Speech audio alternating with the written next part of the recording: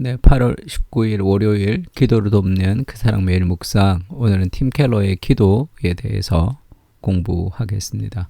매주 월요일 팀 켈러의 기도를 가지고 우리가 기도에 대해서 내용을 좀 배우는데, 기도를 좀 배우고 어떤 기도의 원리를, 그리고 또 시편을 가지고 기도를 실천하고 하는 그런 과정을 계속 반복하면 좋을 것 같습니다. 우리가 지금 기도의 깊이를 더하다라는 부분을 배우고 있는데, 하나님의 얼굴을 구하라 라는 부분이죠. 기도는 하나님과의 대화다. 그래서 말씀을 묵상하는 거를 좀 배웠고요.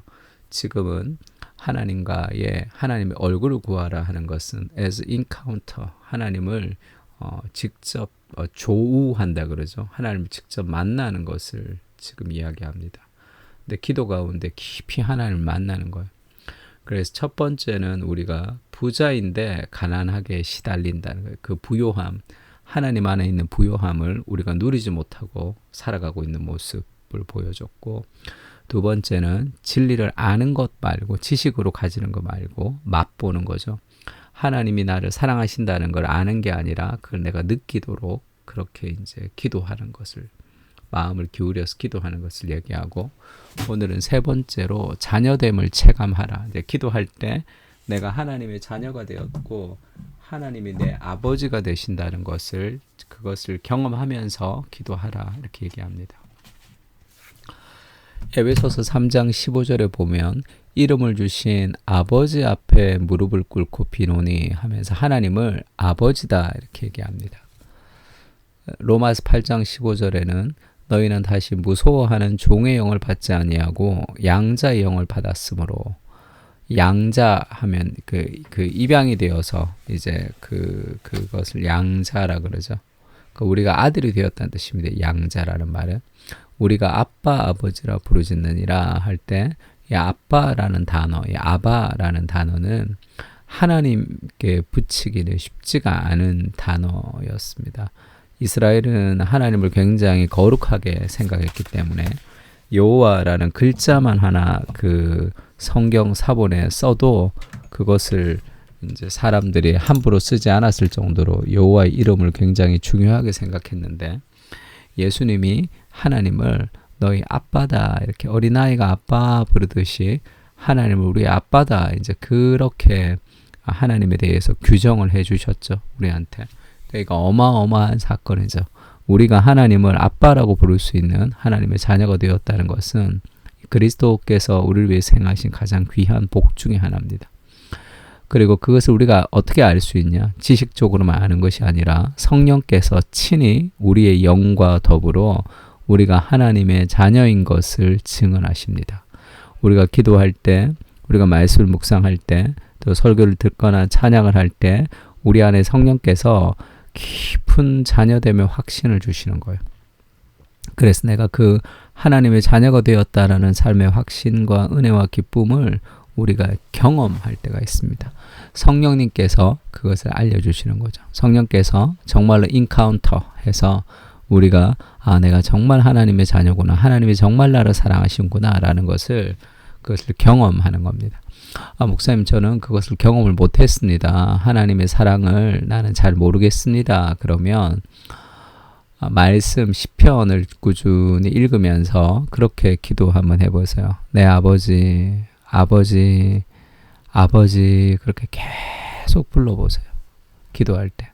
그러면 아버지, 아버지, 아버지 이렇게 계속 기도할 때 부르면 우리의 마음 깊은 곳에서 하나님의 음성이 들립니다. 쉽게 얘기하면 어떤 내 내면 깊은 곳에서 어떤 확신이 들리는데, 내 아들아, 그런 느낌이 확 들어요.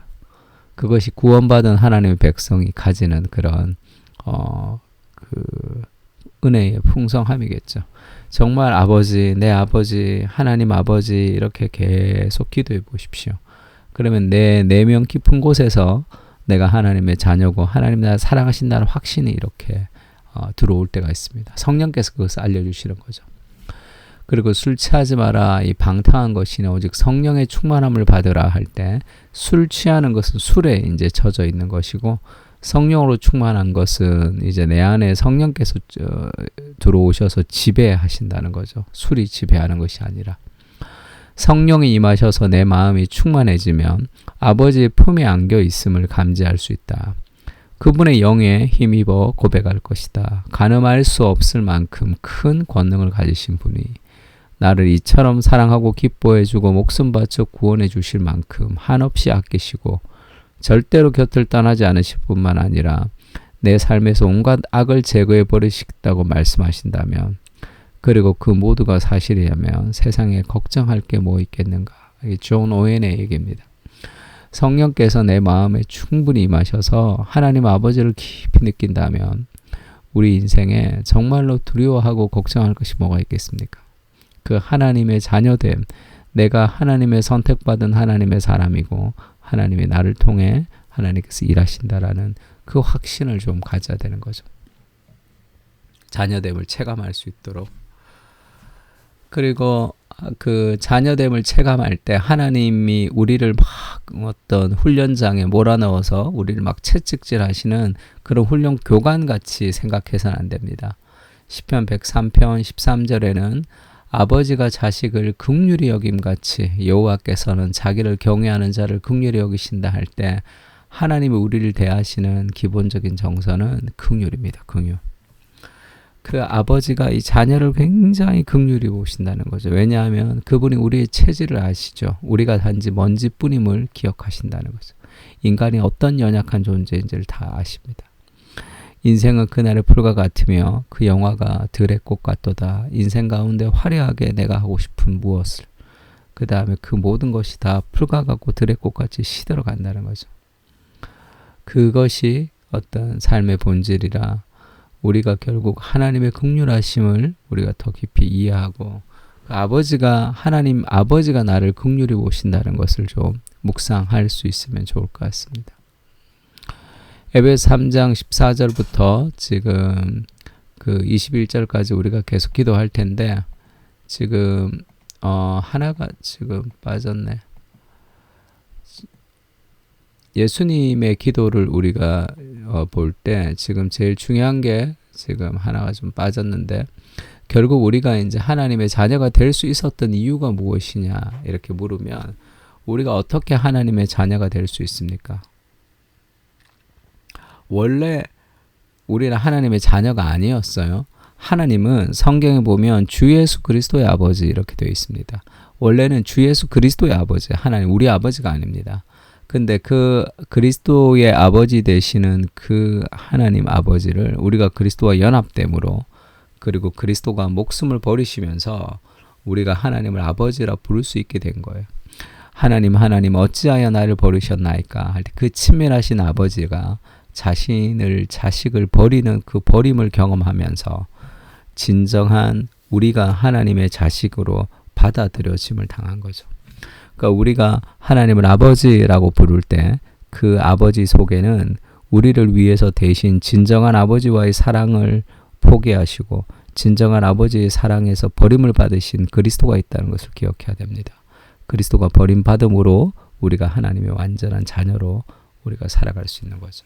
그래서 우리가 그리스도의 버림받음을 통해서 하나님을 아버지라고 부를 수 있게 됐습니다. 지금 에베소서 3장 14절에서 21절을 같이 묵상하면서 좀 기도했으면 좋겠는데, 지금 우리가 하나님이 진정한 내 아버지가 되심을 좀 깊이 경험할 수 있도록 자녀됨을 체감할 수 있게 해달라고 같이 한번 기도했으면 좋겠습니다. 기도하겠습니다.